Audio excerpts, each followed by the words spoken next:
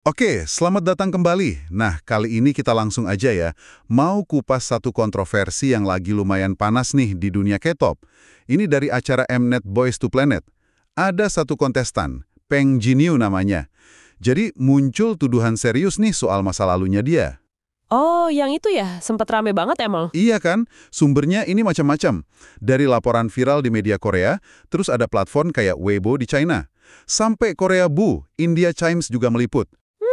Isinya lumayan bikin kaget sih, dugaan ujaran kebencian gitu, dan targetnya itu beberapa nama besar loh di K-pop. Wah, nama besar ya? Heeh.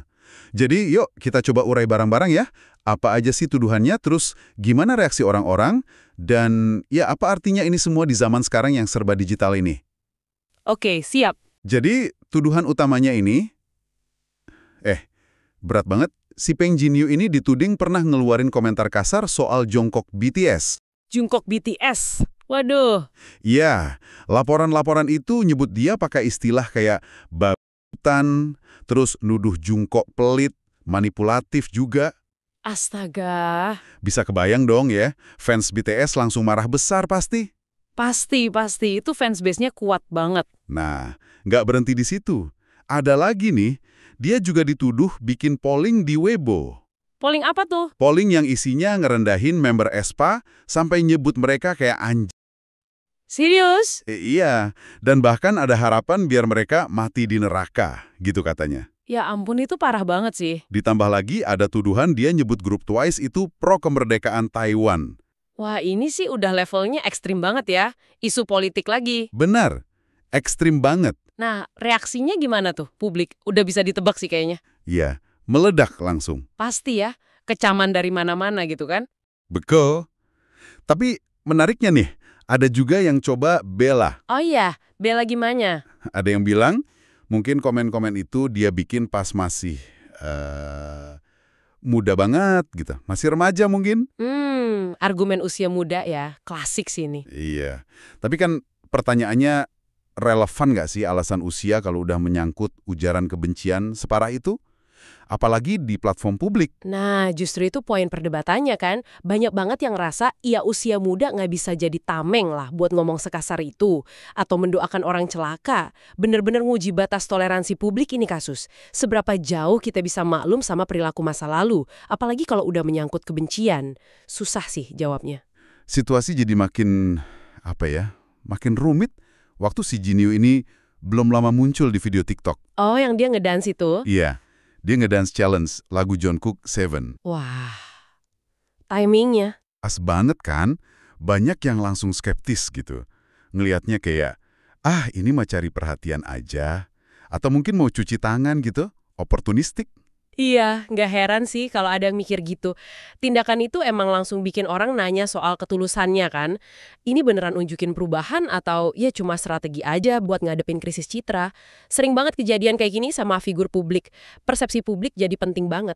Terus muncul juga kan unggahan yang katanya permintaan maaf dari Jinyu.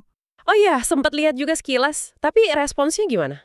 Responsnya cenderung dingin. Banyak netizen ngerasa permintaan maafnya itu kayak, ya kurang tulus aja, terlalu ringan, lebih kayak formalitas biar reda aja situasinya. Iya sih. Kadang permintaan maaf kayak gitu emang kerasa kurang nendang ya. Nah, kalau kita tarik lebih luas lagi nih konteksnya, kasus ini kan langsung nyorot soal jejak digital ya. Betul. Gimana jejak digital itu bisa kayak hantu ngikutin karir seseorang. Apalagi di industri hiburan Korea. Industrinya kan kompetitif banget, terus diawasi ketat sama publik. Jadi pertanyaannya, apa iya satu kesalahan di masa lalu, entah besar atau kecil, harus jadi penentu nasib orang itu selamanya? Benar. Itu pertanyaan penting banget. Diskusi ini juga jadi nyambung ke tuntutan fans ke pihak produksi acara survival kayak Boys is Planet itu. Maksudnya gimana tuh? Ya, fans jadi minta proses seleksinya lebih dalam lagi. Jangan cuma lihat bakat nyanyi atau nari aja. Tapi lihat karakter juga, rekam jejak digital gitu. Nah, itu dia. Ada harapan buat nyiptain lingkungan yang lebih, lebih bersih. Lebih saling menghargai antar kontestan. Oke, jadi jelas ya polanya.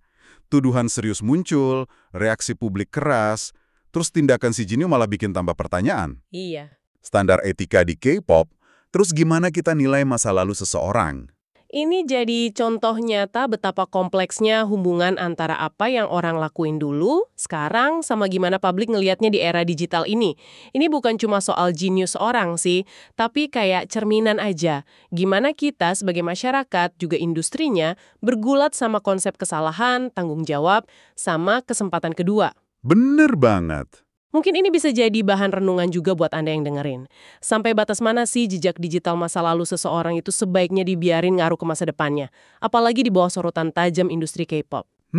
Pertanyaan bagus itu. Dan gimana juga industrinya sendiri bisa nyimbangin antara nyari talenta baru sama tanggung jawab buat mastiin standar perilaku yang baik dari calon-calon idola mereka itu.